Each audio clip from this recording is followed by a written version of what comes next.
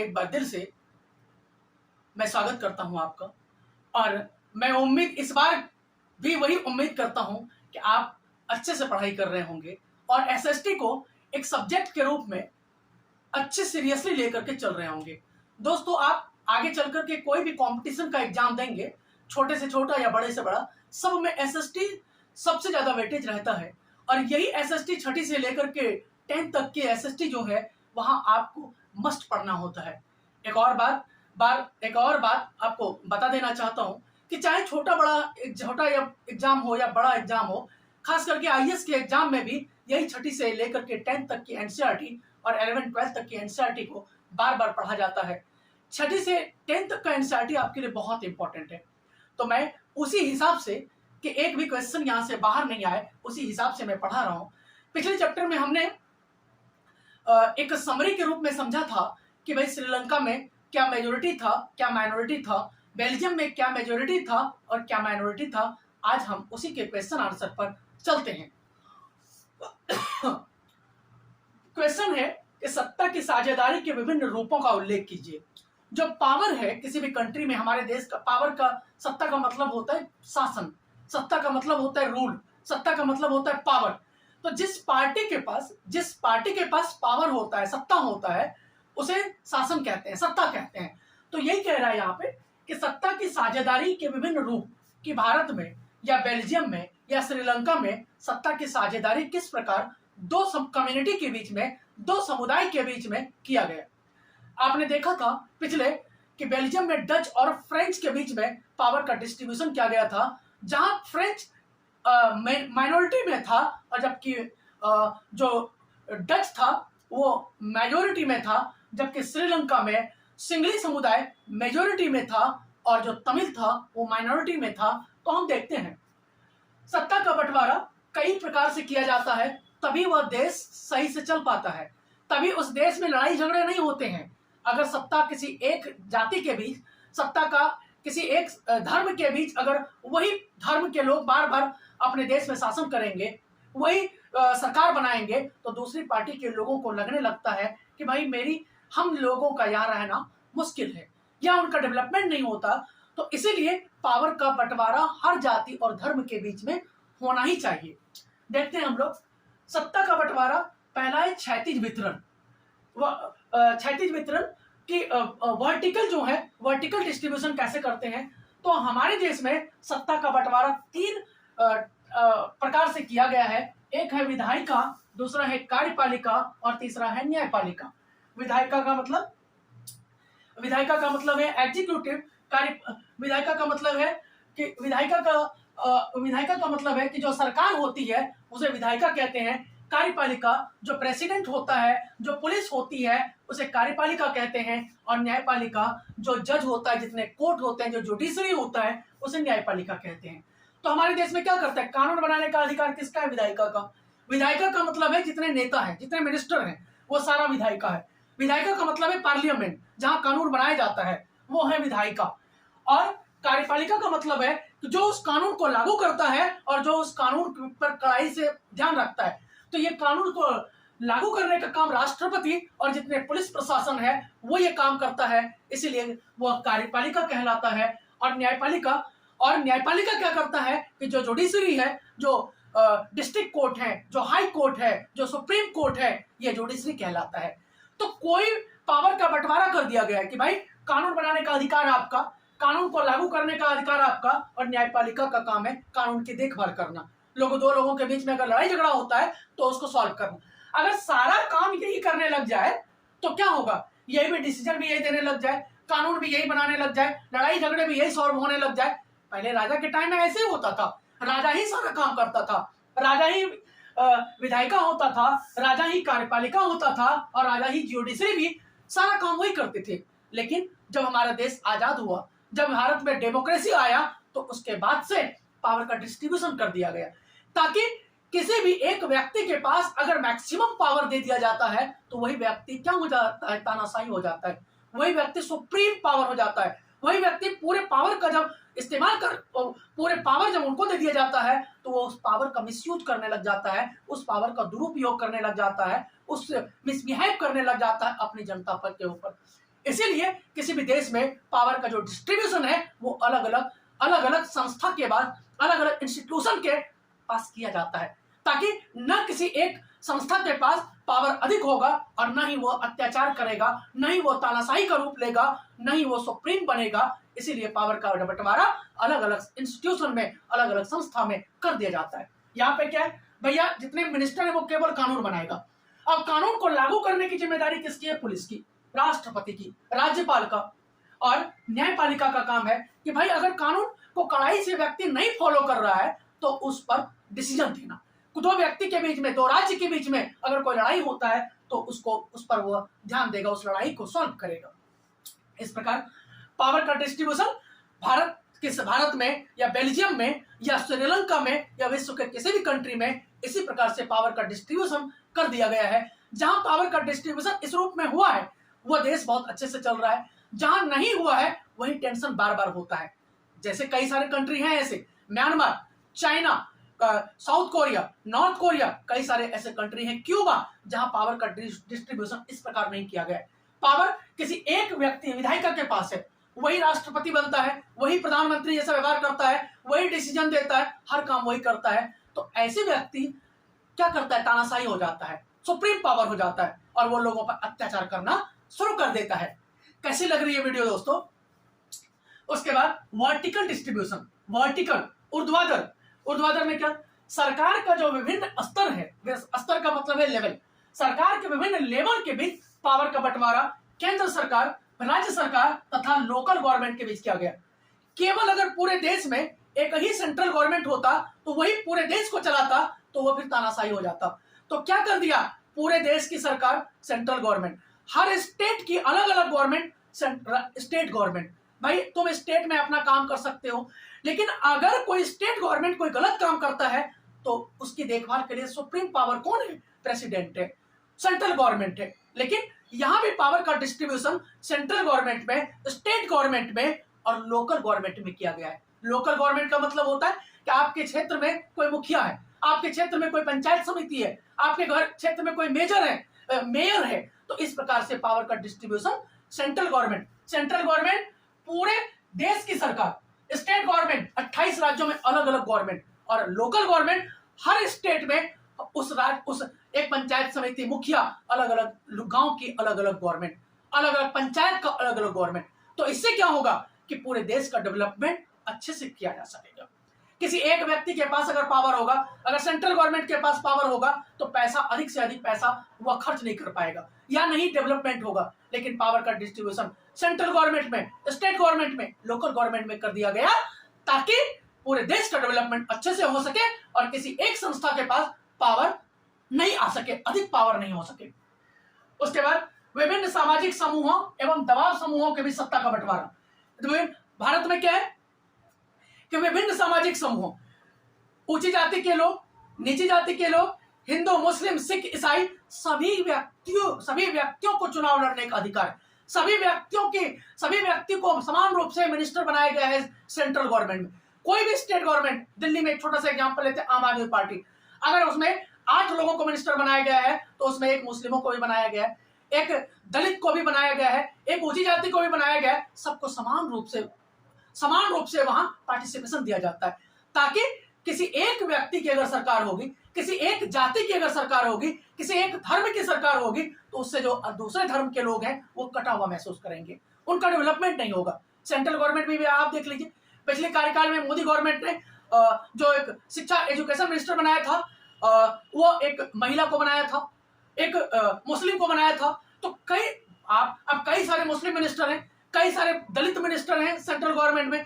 हर state में ऐसे ही किया जाता है दोस्त, ताकि किसी भी एक धर्म के लोग केवल सरकार ना चलाएं, किसी भी एक जाति के लोग सरकार ना चलाएं। अगर भारत में मिनिस्टरों में सेंट्रल गवर्नमेंट केवल हिंदू धर्म के लोग हो जाएंगे तो उससे क्या होगा? मुस्लिम धर्म, सिख धर्म, जैन धर्म, ईसाई, बौद्ध, ये सारे लोग कटा हुआ महसूस करेंगे। इसलिए सभी धर्मों को समान रूप से वहां मंत्री बनाया जाता है, सभी धर्मों को समान रूप से सरकारी नौकरी में बढ़ावा दिया जाता है, ताकि किसी भी एक धर्म के लोगों को बढ़ावा न मिले और न ही दूसरे धर्म के लोगों को दबाया और सताया जा सके।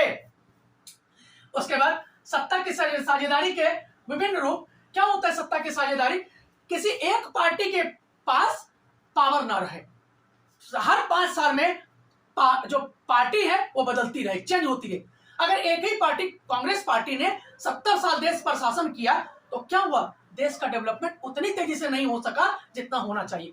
अगर पार्टी दूसरी होती और दूसरा पार्टी इलेक्शन लड़ता और दूसरी पार्टी को सरकार ने मौका, जनता ने अगर मौका दिया होता तो आज भारत का दिशा, भारत का जो रुख था, भारत का जो डेवलपमेंट की स्पीड थी वो और अधिक होती। आज क्या पता भारत जो है 2030 के बदले 2000 में ही डेवलप्ड कंट्री हो गया होता। लेकिन चूंकि 1947 के बाद से करीब करीब 1980 तक केवल एक ही पार्टी, कांग्रेस पार्टी के पास भारत की सत्ता बनी रही। तो इस प्रकार से जब किसी भी एक पार्टी के पास पावर रहता है तो वह पार्टी डेवलपमेंट नहीं करता है। लगता है कि हम किसी भी प्रकार से इलेक्शन होगा तो हम ही जीतेंगे, तो हम डेवलपमेंट करें या ना करें। इसीलिए पावर का डिस्ट्रीब्यूशन 5 साल में, 10 साल में अलग अलग पार्टी के पास अगर होता रहता है, जब कई सारी पार्टियां मिलकर के सरकार बनाती है तो वो भी पावर का डिस्ट्रीब्यूशन है। भारत अभी इससे पहले कांग्रेस गवर्नमेंट में क्या था कि 3-4 पार्टियों ने मिलकर के सरकार बनाई थी। तो इससे क्या होगा? कांग्रेस पार्टी तानाशाही नहीं बन पाएगी। भारतीय जनता पार्टी ने बिहार में क्या किया कि भाई 2 पार्टी ने मिलकर के सरकार बनाई। जब किसी राज्य में, जब किसी देश में 2 या 2 से अधिक पार्टियां मिलकर सरकार बनाती है उसे भी पावर का डिस्ट्रीब्यूशन कहते हैं, और उसे एक सेंटेंस में गठबंधन सरकार, कोलिजन गवर्नमेंट भी कहते हैं।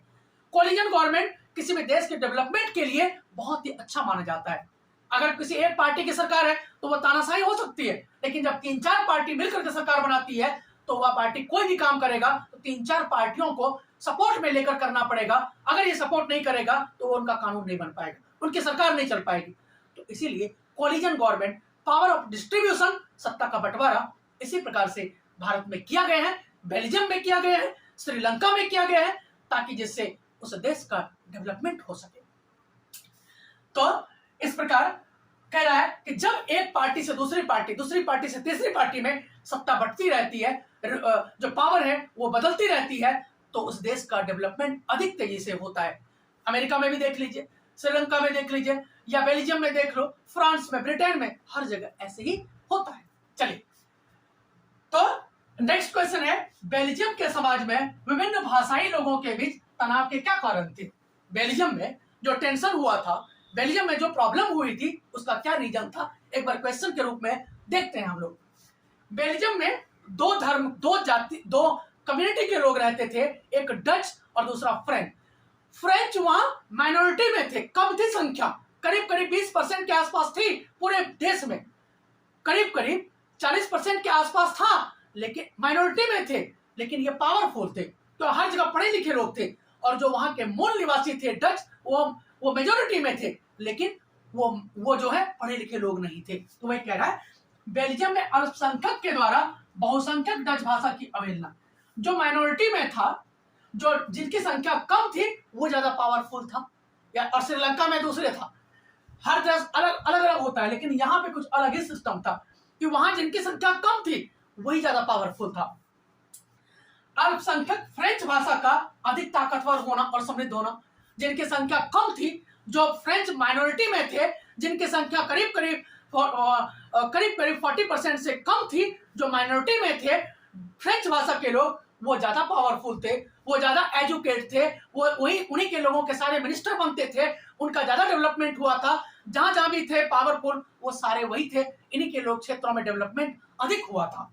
उसके बाद आर्थिक विकास। आर्थिक विकास का मतलब है इकोनॉमिक डेवलपमेंट। आर्थिक विकास और शिक्षा का लाभ एक खास समुदाय तक सीमित रहना। वहां बेल्जियम में क्या था कि जहां जहां फ्रेंच लोग रहते थे वहीं डेवलपमेंट हुआ था। वहां हर 4 कदम पे स्कूल, बड़े बड़े हॉस्पिटल, 5 स्टार होटल, बिजली की सुविधाएं, पक्की सड़कों की सुविधाएं, जहां जहां फ्रेंच लोग रहते थे वहां हर तरह की सुविधाएं, फैसिलिटी दिया गया था, जबकि ये माइनॉरिटी में थे। जबकि जहां जहां मेजोरिटी था, लेकिन वो लोग पढ़ने लिखने में आगे नहीं थे, वो लोगों की संख्या अधिक तो थी लेकिन दिमाग नहीं था उनके पास। जब उनको समझदारी आई तो इन लोगों ने विरोध करना शुरू कर दिया, और इस प्रकार बेल्जियम के लोग कितने समझदार थे कि उन्होंने टेंशन को बढ़ाने नहीं दिया। श्रीलंका में टेंशन कितना बढ़ा, गृह युद्ध की कंडीशन आ गई, लेकिन बेल्जियम के लोग कितने समझदार थे, उन लोगों ने सोचा कि भाई जितना प्रॉब्लम बढ़ेगा उससे हमारे देश का डेवलपमेंट कम होगा। तो क्यों ना हम इस परेशानी को, इस टेंशन को मिल बैठ करके सॉल्व करें, जबकि श्रीलंका के लोगों ने इस समझदारी का परिचय नहीं दिया। राजनीतिक सत्ता एक समुदाय विशेष फ्रेंच लोगों तक ही केंद्रित थी। जितने नेता थे, जितने लीडर थे, जितने मिनिस्टर थे, मैक्सिमम जो मिनिस्टर थे बेल्जियम में, वो सारे फ्रेंच बोलने वाले लोग थे, वो सारे फ्रेंच लोग थे, और बहुत ही कम मिनिस्टर, ना के बराबर डच लोग थे। तो इस प्रकार से बेल्जियम के समाज में जो दो भाषा बोलने वाले डच और फ्रेंच भाषा लैंग्वेज बोलने वाले लोगों के बीच जो टेंशन का कारण था, वो माइनॉरिटी और मेजोरिटी के बीच में डिफरेंस था। माइनॉरिटी और माइनॉरिटी के बीच में डिफरेंस था। बेल्जियम में जो माइनॉरिटी में थे वो ज्यादा पावरफुल थे, श्रीलंका में जो मेजोरिटी में थे वो ज्यादा पावरफुल थे। जबकि बेल्जियम में क्या था, जो माइनॉरिटी थे वो दूसरे देश से आए थे, जो मेजोरिटी थे उसी देश में रहते थे, लेकिन मेजोरिटी जिसकी संख्या अधिक थी उनका कुछ नहीं चलता था उस देश में। तो इस प्रकार ये क्वेश्चन जो है, ये कई बार ये क्वेश्चन, दोनों क्वेश्चन सीबीएसई बोर्ड में पूछा गया है। जब आप सीरियसली ध्यान से इस क्वेश्चन आंसर को देखेंगे, सुनेंगे, तो आपको बहुत ही मजा आएगा। तो एक बार मैं साइड हो जा रहा हूं, आप अगर इसका एक स्क्रीनशॉट लेना चाहें तो आप ले सकते हो। नेक्स्ट क्वेश्चन पर चलते हैं और नेक्स्ट क्वेश्चन देखते हैं। सत्ता के ऊर्ध्वाधर वितरण और क्षैतिज वितरण में अंतर स्पष्ट कीजिए। सत्ता के ऊर्ध्वाधर वितरण और क्षैतिज वितरण, वर्टिकल और हॉरिजॉन्टल जो डिस्ट्रीब्यूशन किया गया है, पावर का जो बंटवारा हॉरिजॉन्टल और वर्टिकल में किया गया है, उसको हमारे भारत में और दूसरे कंट्री में भी इसी प्रकार से कुछ किया गया है। जहां जहां डेमोक्रेसी है, जहां जहां पावर का डिस्ट्रीब्यूशन किया गया है, वहां इसी प्रकार से किया गया है। देखते हैं ऊर्ध्वाधर वितरण। सत्ता का ऊर्ध्वाधर वितरण क्या है? इसके अंतर्गत सरकार के विभिन्न स्तरों, ऊर्ध्वाधर का मतलब है हॉरिजॉन्टल, तो सत्ता के इसके अंतर्गत सरकार के विभिन्न स्तरों, केंद्र सरकार, राज्य सरकार तथा स्थानीय सरकार में सत्ता का बंटवारा किया गया है। इसमें क्या गया है, पूरे इंडिया का जो सबसे बड़ी गवर्नमेंट है, पूरे इंडिया का जो सबसे पूरे देश की देखभाल करता है, वो कौन सा? सेंट्रल गवर्नमेंट होता है। कौन सा गवर्नमेंट होता है? Central government. सेंट्रल गवर्नमेंट, या इसको यूनियन गवर्नमेंट भी कहते हैं, या इसे संघ सरकार भी कहते हैं। संघ सरकार यह क्या करता है? पूरे देश पर कंट्रोल करता है। पूरे देश में जितने राज्य हैं और जितने यूनियन टेरिटरी, 28 राज्य और 9 यूनियन टेरिटरी, पूरे देश पर एक तरह से कंट्रोल रखता है। उनसे थोड़ा सा पावर लेकर के किसमें किया गया है? 28 राज्य की जो गवर्नमेंट है उसको थोड़ा थोड़ा पावर दिया गया है, और राज्य स्टेट गवर्नमेंट, जो राज्य की गवर्नमेंट है, वो थोड़ा थोड़ा पावर जो है अपने गांव में जो लोकल इलेक्शन होता है, जो मुखिया होते हैं, जो पंचायत समिति होता है, जो वार्ड मेंबर होता है, उनको थोड़ा थोड़ा पावर दिया गया है, ताकि अगर किसी भी गवर्नमेंट के पास, एक सिंगल गवर्नमेंट के पास अगर पूरे देश की पावर हो जाएगी, तो वही गवर्नमेंट क्या होता है? वो तानाशाही हो जाता है, वही गवर्नमेंट डिक्टेटरशिप जैसा व्यवहार करने लग जाता है, और वही गवर्नमेंट जो है अपनी मनमाने तरीके से देश पर शासन करने लग जाता है। तो इसलिए हमारे देश में क्या किया गया है? पूरे देश का सेंट्रल गवर्नमेंट, उनका थोड़ा सा पावर लेकर के स्टेट गवर्नमेंट को दिया गया है, स्टेट गवर्नमेंट से थोड़ा सा पावर लेकर के लोकल गवर्नमेंट को दिया गया है, ताकि पूरे देश को अच्छे तरीके से चलाया जा सके, और कोई भी एक गवर्नमेंट जो है इतना पावरफुल ना हो जाए कि वो अपने राज्य में या अपने देश में तानाशाही जैसा व्यवहार करने लगे। आपने देखा था 1975 में जब इंदिरा गांधी जी ने तानाशाही जैसा, डिक्टेटरशिप जैसा व्यवहार करने लग गया, तो क्या हुआ कि जो स्टेट गवर्नमेंट था और जो लोकल गवर्नमेंट था, उसमें लोकल गवर्नमेंट का कॉन्सेप्ट नहीं था। लोकल गवर्नमेंट का कॉन्सेप्ट 1991 के बाद से आया है। तो पहले पूरे देश में सेंट्रल गवर्नमेंट और स्टेट गवर्नमेंट ही हुआ करता था, और स्टेट गवर्नमेंट के पास उतना पावर नहीं था, तो इसीलिए कोई भी गवर्नमेंट पहले आता था वो तानाशाही जैसा व्यवहार करने लग जाता था। लेकिन आज ऐसा हमारे इंडिया में सिस्टम नहीं है। तो वही देखते हैं कि पूरे देश का सबसे हेड जो है सेंट्रल गवर्नमेंट, जिसे हम अभी की सरकार में प्रधानमंत्री और राष्ट्रपति कहते हैं, उनसे थोड़ा सा पावर लेकर के स्टेट गवर्नमेंट, जैसे यूपी की गवर्नमेंट है, उनके पास थोड़ा अधिकार है। अपने राज्य में यूपी की गवर्नमेंट कुछ भी करने को कर सकती है, नियम कानून बना सकती है। बिहार की गवर्नमेंट, राजस्थान की गवर्नमेंट, पंजाब की गवर्नमेंट, हर स्टेट में अलग अलग गवर्नमेंट है और अपने स्टेट में उनको जो पावर दिया गया है उसके अंदर रह करके काम करेगी। अब वो पावर क्या क्या दिया गया है वो हम लोग देखेंगे नेक्स्ट वीडियो में कि क्या क्या उनको पावर दिया गया है, स्टेट गवर्नमेंट को क्या पावर दिया गया है, सेंट्रल गवर्नमेंट को क्या पावर दिया गया है और लोकल गवर्नमेंट को क्या क्या पावर दिया गया है, वो सेकंड वाले चैप्टर में हम लोग देखेंगे। उसके बाद इसमें उच्चतर तथा निम्नतर स्तर की सरकारें होती है, यानी इसमें क्या होता है, उच्चतर स्तर की यानी हाई लेवल की गवर्नमेंट और लो लेवल की गवर्नमेंट होती है। और इसमें क्या होता है, इसमें निम्नतर अंग उच्चतर अंग के अधीन रहकर कार्य करता है, यानी जो हाई सेंट्रल गवर्नमेंट जो है सेंट्रल गवर्नमेंट के अधीन रह करके कुछ कुछ मामलों में सेंट्रल गवर्नमेंट के अधीन रह करके स्टेट गवर्नमेंट काम करती है, स्टेट गवर्नमेंट काम करती है। तो ये हमने अभी देखा। इसमें क्या होता है, अब क्षैतिज वितरण में क्या है, इसमें क्षैतिज वितरण में क्या है हम लोग देखते हैं। क्षैतिज वितरण क्या होता है, क्षैतिज वितरण मतलब वर्टिकल डिस्ट्रीब्यूशन क्या होता है, इसके अंतर्गत सरकार के विभिन्न अंगों विधायिका, कार्यपालिका और न्यायपालिका के बीच सत्ता का बंटवारा होता है।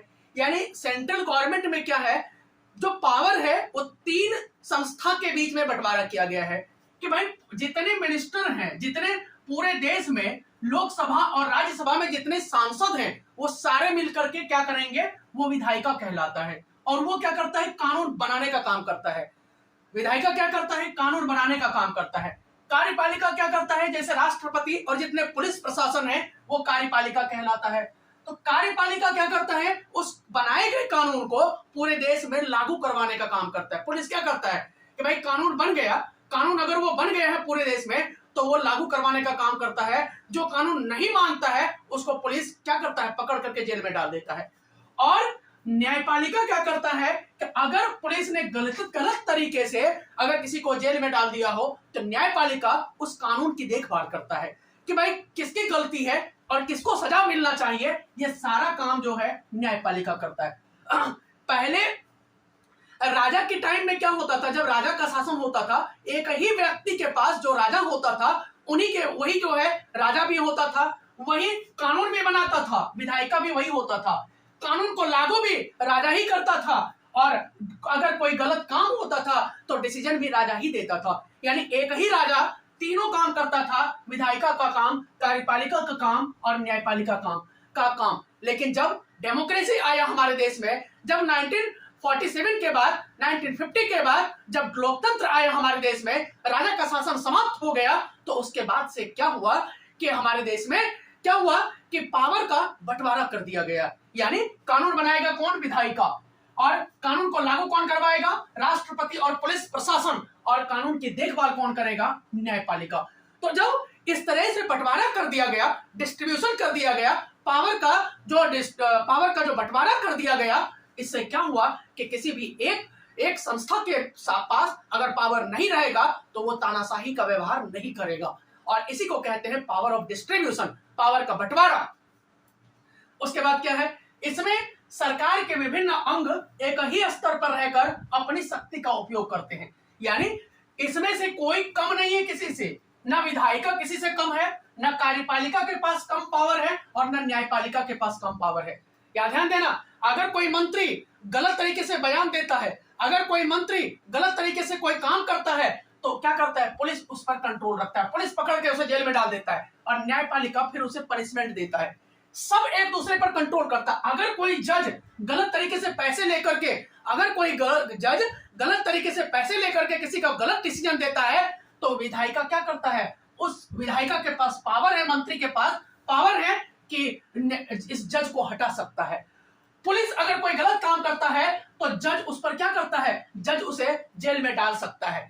यानी एक दूसरे, किसी के पास कम पावर नहीं है, सबके पास इक्वल डिस्ट्रीब्यूशन किया गया है पावर का, ताकि किसी एक इंस्टीट्यूशन, एक संस्था के पास अगर बहुत अधिक पावर होगा तभी वो तानाशाही का व्यवहार कर सकता है। तो दोस्तों, जो तीनों के बीच पावर का बंटवारा समान रूप से किया गया है और ये कह रहा है एक ही लेवल पर रह करके अपनी शक्ति का उपयोग करते हैं। जो पावर इनको दिया गया है उस पावर का अच्छे से ये लोग यूज करता है और उस पावर का इस्तेमाल करके पूरे देश को चलाने में मदद करता है। उसके बाद इसमें प्रत्येक अंग एक दूसरे पर कंट्रोल भी रखता है, नियंत्रण भी रखता है। वही मैंने कहा, अगर कोई विधायक, अगर कोई मंत्री गलत तरीके से पैसे लेकर के या काम नहीं करता है, या पैसे का घूसखोरी करता है, या पैसे लेकर के अपने डेवलपमेंट कर लेता है, सड़क नहीं बनवाता है, पैसे सारा घोटाला कर लेता है। आपने देखा होगा कि इसमें कई सारे एग्जाम्पल हैं, जैसे बिहार के आरजेडी के लालू यादव जी ने चारा घोटाला किया था, तो उसको क्या किया, पुलिस ने उसको जेल की सजा दे दी।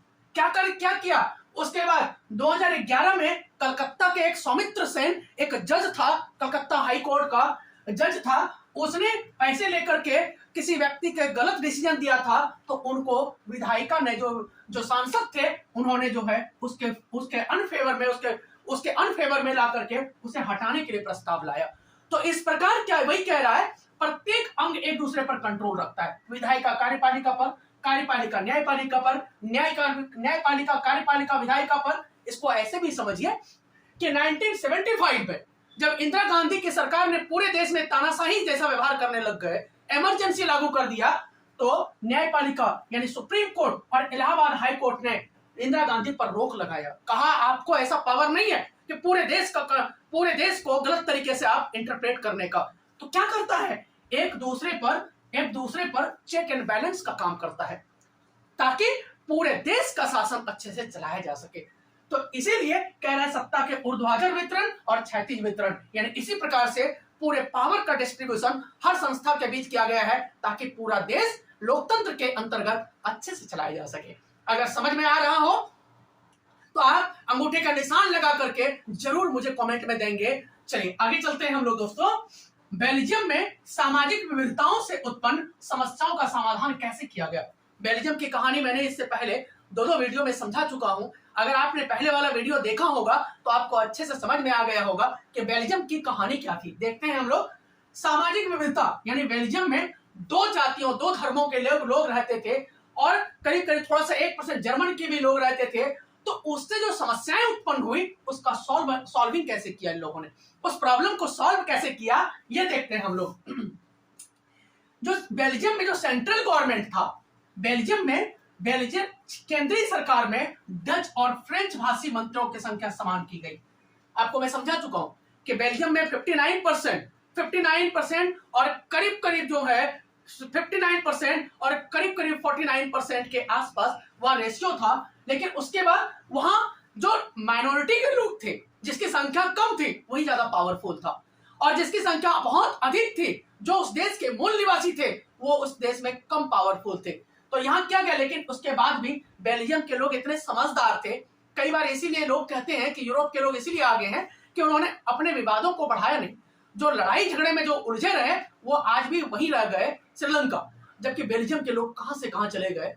तो वही देखते हैं कि बेल्जियम की सरकार ने डच और फ्रेंच भाषी मंत्रियों के समान की गई।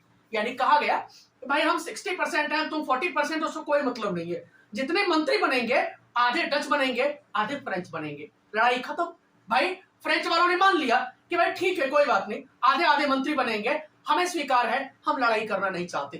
तो इसी प्रकार से बेल्जियम में डच और फ्रेंच भाषी जो मिनिस्टर था, उनकी संख्या इक्वल किया गया।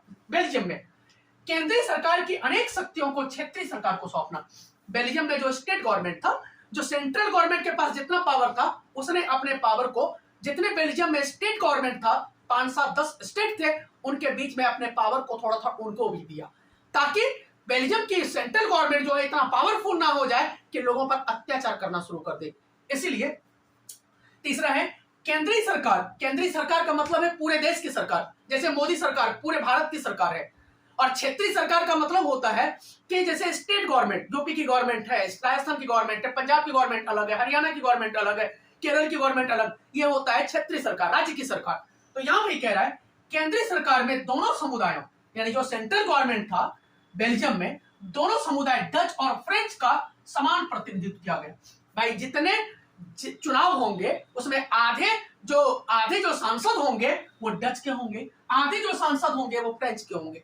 जबकि जो डच के लोगों की संख्या 60% था, फ्रेंच के लोगों की संख्या करीब 40% के आसपास था। लेकिन फिर भी फ्रेंच भाषी लोगों ने इस बात को मान लिया। और उसके बाद सामुदायिक सरकार का गठन किया गया।